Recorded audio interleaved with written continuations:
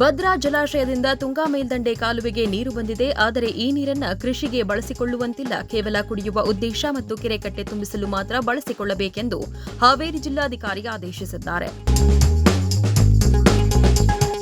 ಕಳೆದ ಕೆಲವು ದಿನಗಳ ವಿರಾಮದ ಬಳಿಕ ಇದೀಗ ಪಶ್ಚಿಮ ಘಟ್ಟದಲ್ಲಿ ವರುಣನ ಅಬ್ಬರ ಜೋರಾಗಿದೆ. ಕೊಡಗಿನಲ್ಲಿ ಮತ್ತೆ ಮಳೆಯ ಆರ್ಭಟ ಜೋರಾಗಿದೆ. ಹಾರಂಗಿ ಜಲಾಶಯಕ್ಕೆ ಒಳಹರಿವು ಹೆಚ್ಚಿದ ಹಿನ್ನೆಲೆ 5365 ಕ್ಯೂಸೆಕ್ ನೀರನ್ನು ಕಾವೇರಿ ನದಿಗೆ ಹರಿಸಲಾಗಿದೆ. ಇಂದು ದೇವೇಗೌಡರ ಪತ್ನಿ ಚೆನ್ನಮ್ಮರವರ ಉತ್ತರ ಕ್ರಿಯಾಧಿಕಾರ್ಯ.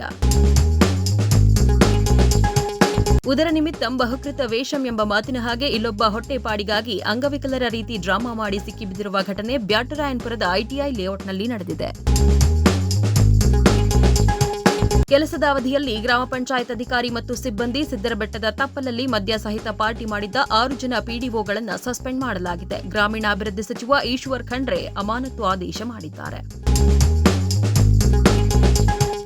ವಿಜಯಪುರ ವಿಮಾನ ನಿಲ್ದಾಣದ ಕಾರ್ಯಾರಂಭಕ್ಕೆ ಇದ್ದ ಪ್ರಮುಖ ಅಡೆತಡೆ ದೂರವಾಗಿದ್ದು, ಪರಿಸರ ಸಂಬಂಧಿತ ಅನುಮತಿ ಸಿಕ್ಕರೆ ಮುಂದಿನ 3 ತಿಂಗಳೊಳಗೆ ವಿಮಾನ ನಿಲ್ದಾಣವನ್ನು ಲೋಕಾರ್ಪಣೆ ಮಾಡಬಹುದು ಎಂದು ಮೂಲಸೌಕರ್ಯ ಅಭಿವೃದ್ಧಿ ಸಚಿವ ಎಂಬಿ ಪಾಟೀಲ್ ತಿಳಿಸಿದ್ದಾರೆ. ಕರ್ನಾಟಕ ರಾಜ್ಯದಲ್ಲಿ ನಡೆಯುತ್ತಿರುವ ವಿಶೇಷ ಮತದಾರರ ಪಟ್ಟಿ ಪರಿಷ್ಕರಣೆ ಪ್ರಕ್ರಿಯೆಯಲ್ಲಿ ಬರೋಬ್ಬರಿ 84,31,612 ಮತದಾರರನ್ನ ಮೊದಲ ಕರಡು ಮತದಾರರ ಪಟ್ಟಿಯಿಂದ ಹೊರಗಿಡಲು ಗುರುತಿಸಲಾಗಿದೆ. ನಮಗೆ ಕುಡಿಯೋಕೆ ನೀರಿಲ್ಲ, ಹಾಗಿದ್ದಾಗ 3,500 ಕ್ಯೂಸೆಕ್ ನೀರು ಕುಡಿ ಅಂದ್ರೆ ಹೇಗೆ ಎಂದು ಡಿಸಿಎಂ ಪರಮೇಶ್ವರ್ ಕಿಡಿಕಾರಿದ್ದಾರೆ. ಚಿಲ್ಲರೆ ನೆಪವೊಡ್ಡಿ ಪ್ರಯಾಣಿಕರನ್ನ ಅರ್ಧ ದಾರಿಯಲ್ಲಿ ಇಳಿಸುವುದು ಅಮಾನವೀಯವಾಗಿರುತ್ತದೆ. ಈ ಹಿನ್ನೆಲೆಯಲ್ಲಿ ಪ್ರಯಾಣಿಕರನ್ನ ಶೋಷಣೆ ಮಾಡಬಾರದು ಎಂದು ಸೂಚಿಸಿದ್ದಾರೆ. ಪ್ರತಿಪಕ್ಷ ನಾಯಕ ಆರ್ ಅಶೋಕ್ ನೇತೃತ್ವದ ಬಿಜೆಪಿ ತಂಡ ದಾವಣಗೆರೆ ಜಿಲ್ಲೆಯಲ್ಲಿ ಬರ ಅಧ್ಯಯನ ನಡೆಸಿತು. ಈ ವೇಳೆ ಬರಗಾಲ ಎಂದು ಘೋಷಿಸಲು ಒತ್ತಾಯಿಸಲಾಯಿತು. ಮಹಾರಾಷ್ಟ್ರದ ಪಶ್ಚಿಮ ಘಟ್ಟ ಪ್ರದೇಶದಲ್ಲಿ ಉತ್ತಮ ಮಳೆ ಸುರಿಯುತ್ತಿದ್ದು, ಮಾರ್ಕಂಡೇಯ ನದಿಗೆ ಹೆಚ್ಚಿನ ಪ್ರಮಾಣದಲ್ಲಿ ನೀರು ಹರಿದು ಬರುತ್ತಿದೆ. ಬೆಳಗಾವಿಯ ಜೀವನಾಡಿ ರಾಕಸಕೊಪ್ಪ ಜಲಾಶಯ ಭರ್ತಿಯಾಗುತ್ತಿದೆ. ಅಮಿತ್ ಶಾ ರಾಜೀನಾಮೆ ನೀಡುವವರೆಗೂ ನಾವು ಯಾವ ಹಂತಕ್ಕಾದರೂ ಹೋಗಲು ಸಿದ್ಧ ಎಂದು ರಾಹುಲ್ ಗಾಂಧಿ ಘೋಷಿಸಿದ್ದಾರೆ. ಲೋಕಸಭೆಯಲ್ಲಿ ನಿನ್ನೆ ಅಂಗೀಕಾರಗೊಂಡಿರುವ ಸಾರ್ವಜನಿಕ ಪರೀಕ್ಷೆ ತಿದ್ದುಪಡಿ ಮಸೂದೆ 2026 ಇಂದು ಸರ್ಕಾರ ರಾಜ್ಯಸಭೆಯಲ್ಲಿ ಮಂಡಿಸುವ ಸಾಧ್ಯತೆಯಿದೆ. ಆರ್ಟಿ ನಗರದ ಹೂವಿನ ಮಾರುಕಟ್ಟೆಯಲ್ಲಿ ಭಾರೀ ಬೆಂಕಿ ಅವಘಡ ಸಂಭವಿಸಿ ಸುಮಾರು 7-8 ಅಂಗಡಿಗಳು ಬೆಂಕಿಗೆ ಆಹುತಿಯಾಗಿವೆ. ಹೂವು ಹಾಗೂ ಗಂಧಿಗೆ ಸಂಬಂಧಿಸಿದ ಅಂಗಡಿಗಳಿಗೆ ಹೆಚ್ಚು ಹಾನಿಯಾಗಿದ್ದು, ಅಂಗಡಿಯಲ್ಲಿದ್ದ ಹೂವು ಸೇರಿದಂತೆ ಹಲವು ವಸ್ತುಗಳು ಸಂಪೂರ್ಣ ಸುಟ್ಟು ಭಸ್ಮವಾಗಿದೆ. ಕಾಂಗ್ರೆಸ್ ಅಧ್ಯಕ್ಷ ಮಲ್ಲಿಕಾರ್ಜುನ್ ಖರ್ಗೆ ವಿರುದ್ಧ ಪಂಜಾಬ್ನ ಸಂಗ್ರೂರು ಜಿಲ್ಲಾ ನ್ಯಾಯಾಲಯ ಜಾಮೀನು ಸಹಿತ ಬಂಧನ ವಾರೆಂಟ್ ಜಾರಿಗೊಳಿಸಿದೆ. 2023ರ ಕ್ರಿಮಿನಲ್ ಮಾನನಷ್ಟ ಮೊಕದ್ದಮೆಗೆ ಸಂಬಂಧಿಸಿದಂತೆ ಈ ಆದೇಶ ನೀಡಿದ್ದು, ಪ್ರಕರಣದ ವಿಚಾರಣೆಗೆ ಸೆಪ್ಟೆಂಬರ್ 19ರಂದು ನ್ಯಾಯಾಲಯಕ್ಕೆ ಖುದ್ದಾಗಿ ಹಾಜರಾಗುವಂತೆ ಕೂಡ ಸೂಚಿಸಲಾಗಿದೆ. ಶಿಕ್ಷಣ ವ್ಯವಸ್ಥೆಯ ಆತ್ಮವನ್ನ ಆರ್ಎಸ್ಎಸ್ ಸೆರೆ ಹಿಡಿದಿದೆ. ಪ್ರಧಾನ್ ರಾಜೀನಾಮೆ ನೆಪ ಮಾತ್ರಕ್ಕೆ ಪಡೆಯಲಾಗಿದೆ. ರಾಹುಲ್ ಗಾಂಧಿ ಆರೋಪ. ತಮಿಳುನಾಡಿಗೆ ಕಾವೇರಿ ನೀರು ಹರಿಸಲು ಸಿಡಬ್ಲ್ಯೂಆರ್ಸಿ ನೀಡಿರುವ ಆದೇಶ ವಿರೋಧಿಸಿ ರೈತರು, ಕನ್ನಡಪರ ಸಂಘಟನೆಗಳು ಮತ್ತು ವಿವಿಧ ರಾಜಕೀಯ ಪಕ್ಷಗಳ ಕಾರ್ಯಕರ್ತರು ತೀವ್ರ ಆಕ್ರೋಶ ವ್ಯಕ್ತಪಡಿಸಿದ್ದಾರೆ. ಬುಧವಾರ ನಡೆದ ಕಾಮನ್ವೆಲ್ತ್ ಕ್ರೀಡಾಕೂಟದಲ್ಲಿ ಭಾರತ 3 ಪದಕಗಳನ್ನು ಗೆದ್ದುಕೊಂಡಿದೆ. ಬಾಕ್ಸಿಂಗ್ನಲ್ಲಿ 6 ಪದಕ ಸೇರಿದಂತೆ 10 ಪದಕಗಳು ಖಚಿತಗೊಂಡಿವೆ.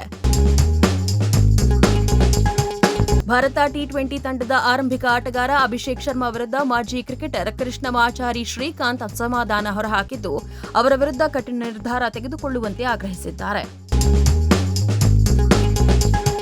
ಪ್ರಮುಖ ಶಕ್ತಿಗಳು ಮತ್ತು ಅಭಿವೃದ್ಧಿಶೀಲ ರಾಷ್ಟ್ರಗಳ ನಡುವಿನ ಅಂತರವನ್ನ ಕಡಿಮೆ ಮಾಡಲು ಸಹಾಯ ಮಾಡಬಲ್ಲ ವಿಶ್ವಸಂಸ್ಥೆಯ ಮುಖ್ಯಸ್ಥರಿಗಾಗಿ ನವದೆಹಲಿ ಹುಡುಕಾಟ ನಡೆಸುತ್ತಿದೆ.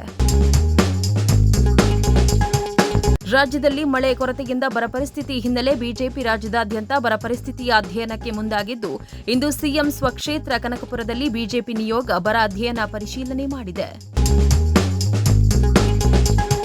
2028ರ ಚುನಾವಣೆಯಲ್ಲಿ ಕಾಂಗ್ರೆಸ್ ಪಕ್ಷದ ಸ್ಥಾನಗಳು 50-60ಕ್ಕೆ ಇಳಿಯಲಿದೆ ಎಂದು ವಿಶ್ವಾಸ ವ್ಯಕ್ತಪಡಿಸಿದ್ದಾರೆ. ಮಹಿಳೆ ಜೊತೆ ಅಸಭ್ಯವಾಗಿ ವರ್ತಿಸಿದ್ದಾರೆ ಎಂದು ಆರೋಪಿಸಿ ಹೆಡ್ ಕಾನ್ಸ್ಟೇಬಲ್ಗೆ ಹಿಗ್ಗಾಮುಗ್ಗ ಥಳಿಸಿದ ಘಟನೆ ಗಂಗಮ್ಮನ ಗುಡಿ ಸರ್ಕಲ್ ಬಳಿ ನಡೆದಿದೆ. ಆಗಸ್ಟ್ 1ರಂದು ಪ್ರಧಾನಿ ನರೇಂದ್ರ ಮೋದಿ ಅವರು ಮೈಸೂರಿಗೆ ಭೇಟಿ ನೀಡಲಿದ್ದಾರೆ. ಈ ವೇಳೆ ಪ್ರಧಾನಿಗೆ ಬಾಲರಾಮ ಮೂರ್ತಿ ಕೆತ್ತಿದ ಶಿಲ್ಪಿ ಅರುಣ್ ಯೋಗಿರಾಜ್ ಅವರು ವಿಶೇಷ ಉಡುಗೊರೆಯೊಂದನ್ನು ನೀಡಲಿದ್ದಾರೆ. 2023ರಲ್ಲಿ ಮಾನ್ಯಗೊಂಡು 2026ರಲ್ಲಿ ಅಮಾನ್ಯವಾಗಿ ಶಾಸಕರೇ ಬದಲಾಗಿ ರಾಜ್ಯದಾದ್ಯಂತ ತೀವ್ರ ಸಂಚಲನ ಮೂಡಿಸಿದ್ದ ಶೃಂಗೇರಿ ವಿಧಾನಸಭಾ ಕ್ಷೇತ್ರದ ಅಂಚೆ ಮತ ಮರು ಎಣಿಕೆ ವಿವಾದ ಕುರಿತಂತೆ ಇಂದು ಸುಪ್ರೀಂ ಕೋರ್ಟ್ನಲ್ಲಿ ವಿಚಾರಣೆ ನಡೆಯಲಿದೆ. ಕಳೆದ 2 ವರ್ಷಗಳಿಂದ ಸರಿಯಾಗಿ ಕಾರ್ಯನಿರ್ವಹಿಸದೆ ರೈತರಿಗೆ ನಷ್ಟ ಉಂಟು ಮಾಡಿದ್ದ ಮಳೆ ಮಾಪನ ಕೇಂದ್ರಗಳು ಕೊನೆಗೂ ಸರಿಪಡಿಸಲಾಗುತ್ತಿದೆ. ಅಸ್ಸಾಂ ರಾಜ್ಯದಲ್ಲಿ ಪ್ರವಾಹ ಪರಿಸ್ಥಿತಿ ತೀವ್ರಗೊಂಡಿದ್ದು 7 ಜಿಲ್ಲೆಗಳ 3 ಲಕ್ಷಕ್ಕೂ ಹೆಚ್ಚು ಜನರು ಸಂಕಷ್ಟಕ್ಕೆ ಸಿಲುಕಿದ್ದಾರೆ. ಅಧಿಕೃತ ಮಾಹಿತಿಯ ಪ್ರಕಾರ ಪ್ರವಾಹದಿಂದಾಗಿ ಈವರೆಗೆ ಮೃತಪಟ್ಟವರ ಸಂಖ್ಯೆ 78ಕ್ಕೆ ಏರಿಕೆಯಾಗಿದೆ. 106 ಗ್ರಾಮಗಳು ನೀರಿನಲ್ಲಿ ಮುಳುಗಡೆಯಾಗಿದ್ದು 21,500 ಹೆಕ್ಟೇರ್ಗೂ ಹೆಚ್ಚು ಬೆಳೆ ಹಾನಿಯಾಗಿದೆ. ತಮಿಳುನಾಡಿಗೆ ಕಾವೇರಿ ನೀರು ಹರಿಸುವ ವಿಚಾರವಾಗಿ ಕಾವೇರಿ ನೀರು ನಿಯಂತ್ರಣ ಸಮಿತಿ ಆದೇಶದ ವಿರುದ್ಧ ಕಾವೇರಿ ನೀರು ನಿರ್ವಹಣಾ ಪ್ರಾಧಿಕಾರಕ್ಕೆ ಮೇಲ್ಮನವಿ ಸಲ್ಲಿಸಲು ನಿರ್ಧಾರ ಮಾಡಲಾಗಿದೆ. ಅಡ್ವೊಕೇಟ್ ಜನರಲ್, ಕಾನೂನು ತಜ್ಞರು ಹಾಗೂ ಅಧಿಕಾರಿಗಳ ಜೊತೆ ಸಭೆ ಮಾಡಲಾಗಿದ್ದು ಮೇಲ್ಮನವಿಗೆ ಸಿದ್ಧತೆ ಮಾಡಿಕೊಳ್ಳಲಾಗುತ್ತಿದೆ ಎಂದು ಸಿಎಂ ಡಿಕೆ ಶಿವಕುಮಾರ್ ತಿಳಿಸಿದರು. ತನ್ನ ದೊಡ್ಡಮ್ಮನ ಜೊತೆಗೆ ಶಾಲೆಗೆ ತೆರಳುತ್ತಿದ್ದ ವೇಳೆ ವೇಗವಾಗಿ ಬಂದ ಕಾರು ಬಾಲಕಿಗೆ ಡಿಕ್ಕಿ ಹೊಡೆದ ಪರಿಣಾಮ ಬಾಲಕಿ ಸ್ಥಳದಲ್ಲೇ ದಾರುಣ ಸಾವಿಗೆ ಈಡಾಗಿರುವ ಘಟನೆ ನೆಲಮಂಗಲದಲ್ಲಿ ನಡೆದಿದೆ.